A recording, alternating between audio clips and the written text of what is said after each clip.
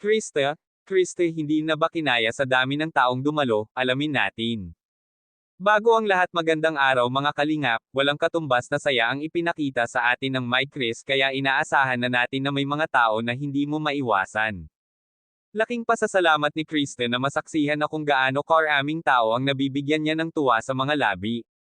Hindi maiiwasan na panggigilan si Krista ng tao, hindi nakatakas sa atin ang pagka-agresibo ng tao pagdating ni Krista, agad na pinagkaguluhan ito. Sa lubos na pagkasabik, hindi namamalayan na may nasasaktan sa isa sa kanila, hindi naging madali iyon kay Krista, lalo na't siya ang may dahilan kung bakit sila nagkakagulo. Kung tutuusin, hindi naman kagustuhan niya iyon, pero malaking pasasalamat ni Krista dahil hindi niya inaasahan iyon. Pati ang ibang magka-tandem ay kasama sa mga araw na iyon.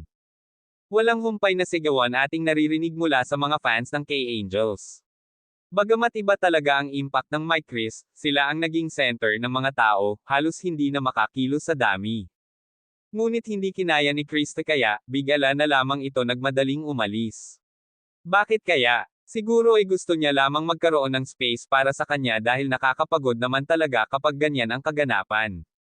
Lalo na't naninibago pa lamang ito, hindi niya kayang bigyan ng pansin ang lahat.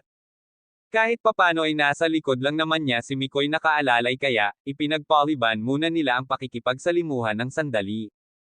May iba ring walang pakialam sa mga nangyayari, napagtanto ni Krista kung gaano pala siya kasikat, hindi mawala sa kanya ang pagka-excited, ayon sa kanyang pagtrato sa mga tao, ay wala namang kakaiba rito.